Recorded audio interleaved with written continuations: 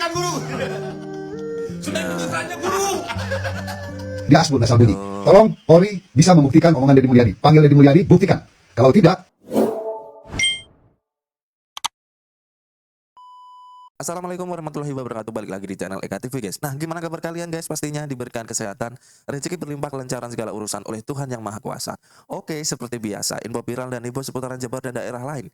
Nah, ternyata kali ini ada warga Jabar yang mengatakan bahwa sayembaranya ini lebih berbobot daripada sayembara KDM. Siapa orang tersebut? Berikut selengkapnya, langsung aja kita gaskan and play.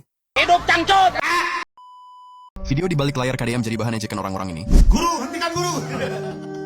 Sudah putusannya guru. Kameranya gede banget guru.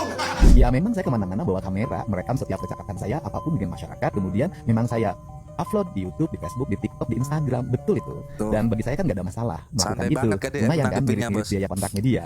Nah selanjutnya juga banyak warga yang sering merekam ketika saya melakukan kegiatan. Pasti Betul. kameranya juga terlihat. Tinggal pertanyaannya adalah apakah itu disetting atau tidak? Gampang.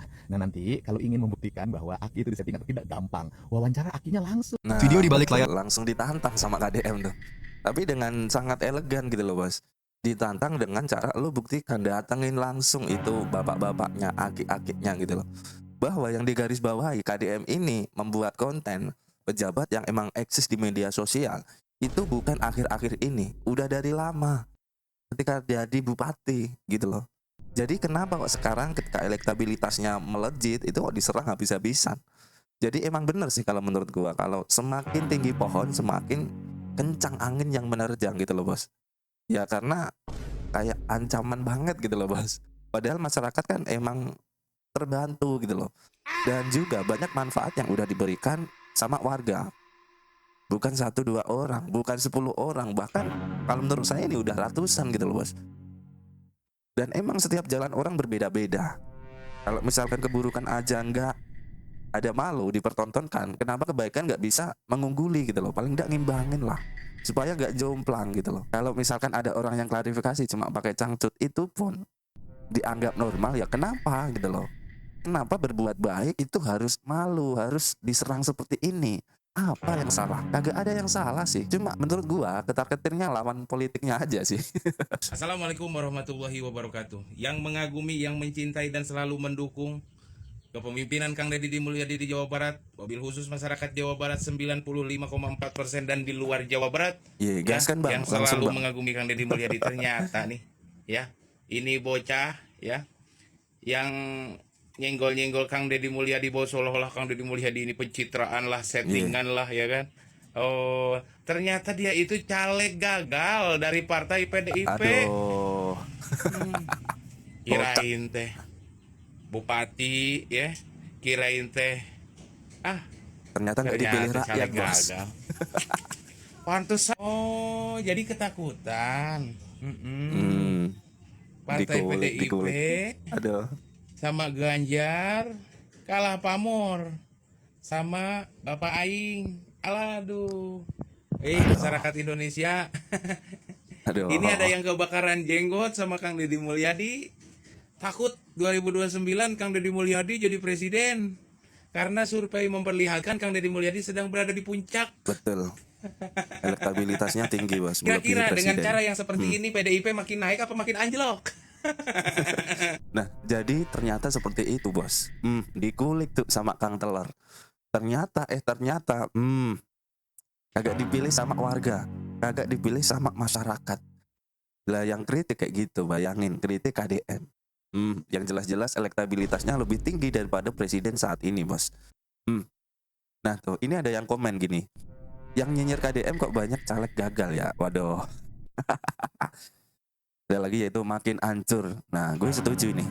Bukannya mencari simpati masyarakat, mencari simpati warga, ini malah menimbulkan keresahan yang membuat warga itu semakin ragu gitu loh untuk memilih partai-partai yang emang berkompeten gitu loh. Karena netizen zaman sekarang, warga zaman sekarang itu melihatnya bukan hanya satu sisi doang. Pasti dikulik tuh siapa ini dari mana, dari partai mana gitu ya kan. Dan kalau udah ada rekam jejak kayak gini, masyarakat udah tahu harus bagaimana. ya sayembara saya jauh lebih besar nilainya dan jauh lebih besar efektivitasnya bagi negara. Jadi saya bukan Ini lagi. mengadu domba rakyat ya, seperti masyarakat yang maling disayembarakan. Padahal maling itu karena dia miskin, karena dia lapar. karena dia darurat. Lalu diadu dombakan dengan masyarakat yang menginginkan sayembara lagi. Masyarakat yang miskin juga mengadu domba masyarakat miskin, ya, apa yang dilakukan oleh Deddy Mulyadi. Dan yang terpenting, Deddy Mulyadi harus membuktikan, ya, harus membuktikan tudingannya bahwa ada kasel kampung yang satu desa melatih untuk menjadi garong. Dan ironis, ya, mempermalukan orang Lampung. Nah, ini udah jadi dinamika nasional ini, ya. Orang Lampung sekarang sudah marah terhadap statement Gubernur Jawa Barat. Wah. Nah, ini serampangannya di situ, di asbun asal bunyi. Tolong Polri bisa membuktikan omongan Deddy Mulyadi. Panggil Deddy Mulyadi, buktikan. Kalau tidak, ini Jawa Barat ujuk-ujuk punya musuh, ya. Ada yang tersinggung oleh Gubernur Jawa Barat, ya, yaitu orang Lampung. Ya, Bang. Ini parah ini. Sayembara saya nominalnya lebih besar. Memang itu uang Anda. Nggak percaya. Terus efektivitasnya sebagai negara lebih besar juga. Mana ada. Anda bilang para pembegal itu akibat dari kemiskinan. Enggak. Berarti secara tidak langsung, Anda menganggap orang Jawa Barat itu miskin iman. Karena di Betul. Jawa Barat banyak yang miskin, Nah, terus mereka semua menjadi para pembegal. Saya tidak setuju itu bukan dengan jadi omongan Anda. alasan, Bos. Segimanapun saya miskin, saya tidak mungkin Iya akan jadi sih. seorang pembegal. Hati-hati Anda dalam berbicara, Hmm. karena masyarakat Jawa Barat tidak seperti itu. Mereka yang menjadi para pembegal itu adalah orang-orang yang miskin iman, Betul. bukan miskin Kalau ini harta. gue setuju, Dan Bos. berbicara mengenai sayembara, Kang Deddy Mulyadi mengadakan sayembara untuk masyarakat menangkap begal itu, agar masyarakat di setiap daerah itu keberaniannya meningkat. Betul. Jangan kalah oleh pembegal yang jumlahnya hanya 5-6 orang atau 10 orang. Karena Dengan miris masyarakat yang juga ribuan. sih. Jadi, kalau misalkan masyarakat mau menangkap begal, ya jangan sendiri, harus gotong royong. Dan Kang Deddy juga memberikan arahan agar masyarakat tidak main hakim sendiri, agar si begalnya itu diserahkan ke kantor polisi. Dan apakah itu bisa dilakukan oleh masyarakat? Ya jelas, bisa. Tetapi, sayembara yang Dodi Permana berikan untuk masyarakat, itu mah pembodohan. Karena Dodi Permana memberikan sayembara kepada masyarakat untuk menangkap koruptor. Nah, Gimana caranya? Anda ini seorang aktivis, betul. tetapi pikirannya nggak cerdas. Heeh. Atau Anda pikir masyarakat ini bodoh? Yang namanya koruptor itu nggak seperti maling ayam. Tertangkap basah bisa langsung ditangkap. Betul. Kalau koruptor kan beda. Kalau misalkan kita mau nangkap pakai apa? Datanya di mana? Yang punya data kan bukan kita. Pejabat. Dan yang Betul. nangkap itu KPK. Nah. Itu Bang bisa.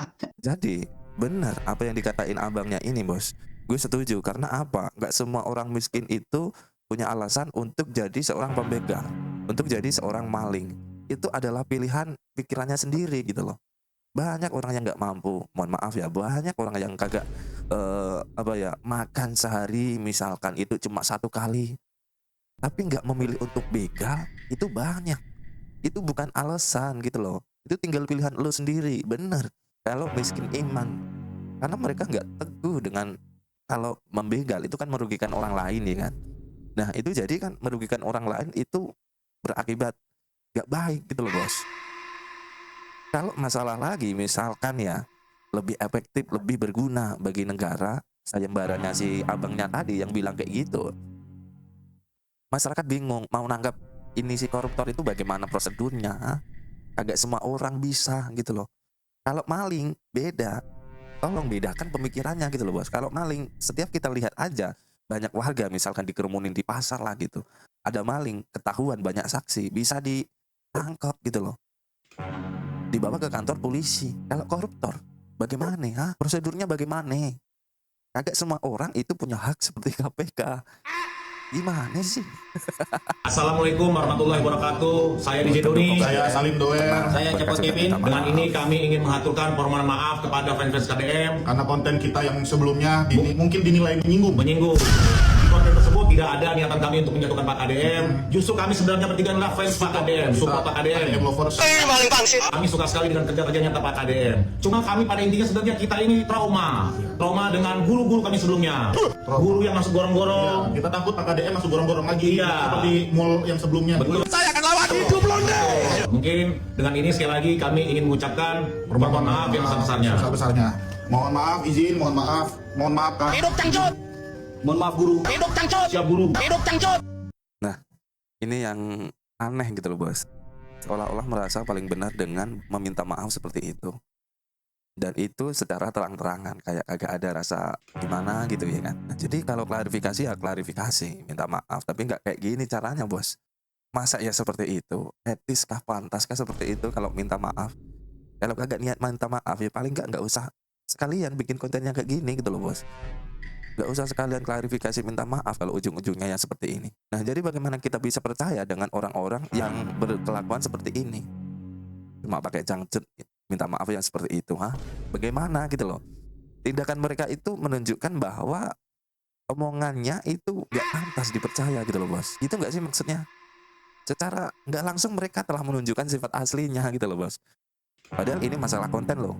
Misalkan ya namanya juga berandai-andai. Bila ini jadi seorang pejabat, tidak menutup kemungkinan seperti yang Anda pikirkan gitu loh. Gue yakin kalian pasti udah lihat kan sarkasnya DJ Doni saling doain terhadap KDM. Tahu nggak kalau misalkan di dalam ilmu komunikasi nih ya, suatu kritik narasinya udah disampaikan secara sarkas, secara humor, itu artinya kritiknya udah di level yang paling tajam, level paling tinggi, level paling pedes loh. Dan gue tahu para pemimpin tuh ngerti soal ini. Jadi kalau misalkan apalagi nih ya, grassroots atau masyarakat paling bawah, kalau sudah mengkritik secara humor, secara sarkas, wah hati-hati aja lah. Berarti artinya itu udah berat banget kayaknya. Jadi boleh aja sih kritik pemerintah, boleh kritik pejabat. Tapi ya kalau seperti itu ya kebangetan sih kalau menurut gue pribadi ya kan. Karena mengkritik yang baik itu harus disampaikan dengan cara yang baik gitu loh. Paling nggak berkelakuan seperti itu. Apalagi klarifikasi minta maaf seperti itu. Ya seharusnya mereka rugi sih dengan membuat konten yang seperti itu. Ruginya apa? Mereka menunjukkan sifat aslinya. Apalagi di depan umum gitu loh bos. Di depan publik, di media sosial. Secara nggak langsung membuka terang-terangan bagaimana watak mereka aslinya bos. Justru ketika lo memberikan suatu kritikan dengan seperti itu, dengan etika yang seperti itu, masyarakat semakin tahu bagaimana kelas KDM, bagaimana bahwa KDM ini sudah memang tarafnya nasional gitu loh, bukan cuma gubernur harus sekarang mah, udah makin tahu, udah makin berat gitu loh.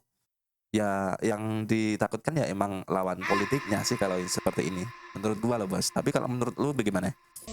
Kemarin kan viralnya tentang masalah nakes yang menghina pasien BPJS. Iya. Jadi yang Gimana, jadi Bang? pertanyaan aing mekil, emang ada apa sih dengan pasien BPJS ya? Gak ada Kok masalah sih. seakan-akan teh pasien Gak BPJS ada itu rendah masalah. banget Itu gitu loh oknum bang. di mata tenaga kesehatan. Gak semua kayak gitu. Yang jadi pertanyaan tuh ada apa? Ternyata geningannya kunaon nepi kakot merasa rendah pasien BPJS teh. Geningan iya nu terjadi ya lur ya. BPJS. Ya. Menurut dokter Gu, apakah pelayanannya sudah bagus? Ini kalau saya ngomong, Bang, akan banyak orang yang tersinggung. Banyak orang yang marah. Menurut saya, BPJS ini pelayanannya jelek dan tidak pantas. Oke, kenapa bisa begitu? Karena, Abang bisa bayangkan tidak? Mereka sendiri sebagai penyelenggara, seluruh karyawan BPJS itu tidak memakai asuransi BPJS untuk asuransi kesehatan. Boleh dicek. Emang Coba iya? dicek dari mulai BPJS itu tumbuh Kok di Indonesia, mereka memakai asuransi in-health. Kok bisa Dan ini, itu yang Bos? bayarkan dari iuran kita. Masyarakat.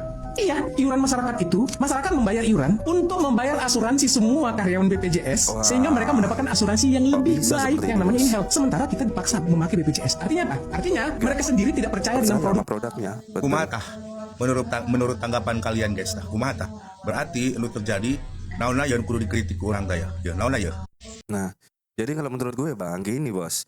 Kalau masalah oknum kemarin yang viral ya karena ngehujat itu adalah orang yang sedang sakit dan kemudian perkataannya kalian tahu sendiri itu kan udah viral ya kan. Nah itu adalah oknum, kagak semua orang nakes kayak gitu. Nah kita yang ada di pelayanan kayak gitu, kadang itu bahkan ada masyarakat yang bilang pasien umum sama BPJS itu dibeda-bedakan, obatnya nggak sama. Padahal itu semua nggak seperti itu, obatnya sama. Yang jadi pembeda adalah cuma di fasilitasnya. Ya misalkan ada pasien umum, pasien BPJS dengan kasus penyakit yang sama, itu obatnya ya sama. Agak ada perbedaan di antara kita, gitu ya kan. Tapi kalau soal ini, misalkan itu pegawai BPJS ternyata tidak menggunakan asuransinya BPJS, itu yang agak tanda tanya. Ya karena BPJS dengan nakes itu berbeda. Jadi jangan disalahartikan, BPJS itu berdiri sendiri, kemudian nakes itu berdiri sendiri. Nakes adalah seorang yang melayani ke pasien itu. Jadi kalau mau protes itu ya bisa dicek dulu ke BPJS-nya. Bener nggak seperti ini? Ya karena banyak juga pasien-pasien yang dengan seperti itu bos. Gitu loh. Banyak pasien yang kurang pengetahuan, banyak pasien apalagi di desa ya kan. Itu dengan ngotot-ngotot mengatakan bahwa pasien BPJS dengan pasien umum itu nggak sama. Obatnya juga nggak sama katanya.